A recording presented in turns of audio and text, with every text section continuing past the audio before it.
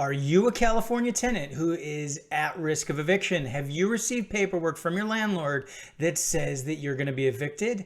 We are going to run through a brand new free tool for all California tenants who receive paperwork from their landlords, specifically the summons and complaint for an unlawful detainer. Once you receive the eviction paperwork, the clock is ticking. You have anywhere from 5 to 15 days to answer, depending on how you receive the paperwork.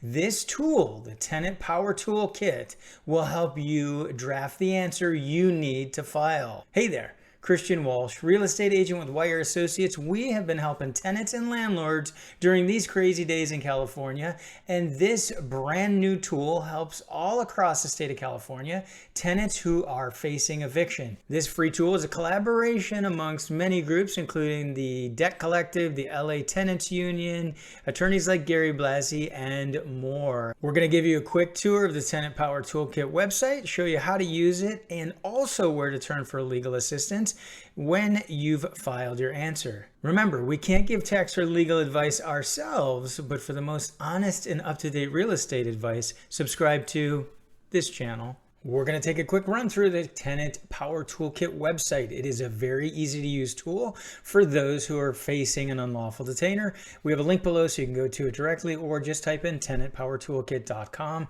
And this serves all of California, and it's also free. First important point is this is for those who have received the summons and the complaint for the unlawful detainer. This is not for someone who's received a 3-day notice, 30-day, 60-day, 90-day notice if you're Section 8. If you've just received those notices, you can reach out to Legal Aid for help, and we're going to show you at the end a few different resources.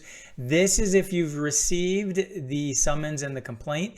And here is an example of specifically the form that you need to receive in order to be able to use this toolkit. It's UD100, and it says that in the upper right. And of course, it'll be filled out. This just happens to be a blank one.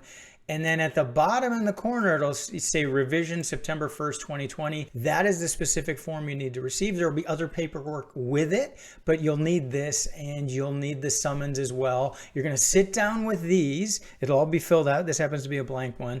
You're going to sit down with these, and you're going to run through the Tenant Power Toolkit. So you're going to grab the paperwork, sit down, and you're going to click on Start Your Defense. And once you do that, it's going to move you through a relatively quick process where you're able to enter the information that you have on this paperwork and a few other pieces of information, and it will generate the paperwork that you need to send in order to answer the complaint. And remember, you have 5 days if personally served, or up to 15 days to answer if it's substituted service or post and mail, but you're going to want to get the answer in sooner rather than later because you can lose if you don't answer it. So it is in English and Spanish. You pick your language, hit continue, and it will have a lot of disclaimers in here, and it's understandably so. This is not legal advice, just like on my channel, it's not legal advice, even though here this was created and guided by attorneys. This is not legal advice and not a substitution for legal advice. Most of the questions in here are easy to answer, but answer the questions after reading carefully and continue through. We can tell you it's very thorough and very easy to use. I'm going to show you a few select screens, but if you're sitting there with the paperwork, you will be able to answer these questions. There are some consent that you need to offer and waivers that you'll need to sign, so read through those carefully. There is risk in using this tool, but it's definitely much better than not responding. So make sure that at the very least you use this tool if you're not able to get a hold of an attorney faster. They're going to email you copies of these documents, so on the information about you, make sure you enter accurate information. Here's mine, and this is what you see at the end of every video, so if you need to reach out to me, you can. In addition to this, you're going to let them know where you found out about it. You can click other, and you can put my YouTube channel on there if you want. On this page, you'll have to give more information and explain why you're being evicted. So at fault would be if you as a tenant did something wrong, for example, failed to pay rent, violated the lease agreement. No fault would be you haven't done anything wrong. The landlord's terminating your tenancy, for example, to have family members move in. So check the box, and then down here it says, why do you think the landlord is evicting you? And it could be that for the reason they say, or maybe you're suspect of discrimination.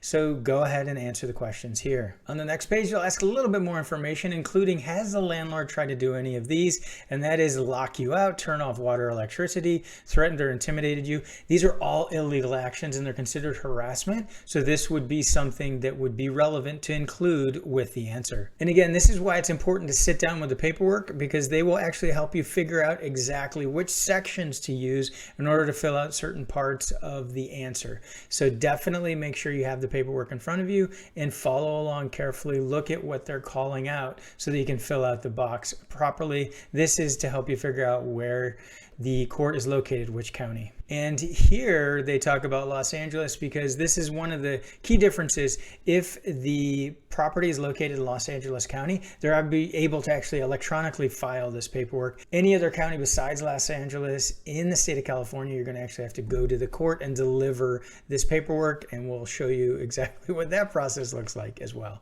We jumped ahead through some sections that you pulled information off of the documents, and just wanted to point this out that it must include a copy of the notice that was given, and it should be one of these notices here. The landlord's required to include that with the complaint. Once you've answered all that information, it's going to ask some additional questions to make sure that you're living in a clean, safe home. So you're going to read through these and you're going to check anything that applies to your specific situation, and those will be added to the answer. And there's actually room below to also type in 25 words or less. So fill that out if any of these apply. And then if you feel that there's a form of retaliation that's happening from the landlord, and that's why you're being evicted, this is where you would go ahead and enter that. And furthermore, if you're being discriminated against, maybe there's a particular reason you feel you're being discriminated against, you can mark that here, whether it's for your age, marital status, religion, race, etc. You can mark that in this section. This section is on the California Tenant Protection Act of 2019. We've released other content on that. There's a few quick questions related to how old the property is and whether all the folks have been in the unit 12 months or more. So answer those, and it'll have a few more questions. What this software is trying to do is figure out whether you're subject to the Tenant Protection Act or not. This is a big mistake a lot of landlords make. There are just cause eviction protections and rent cap protections built into this bill, and it's all across the state. So answering these accurately will determine whether the property is subject to the Tenant Protection Act or not. Another big mistake landlords make is accepting rent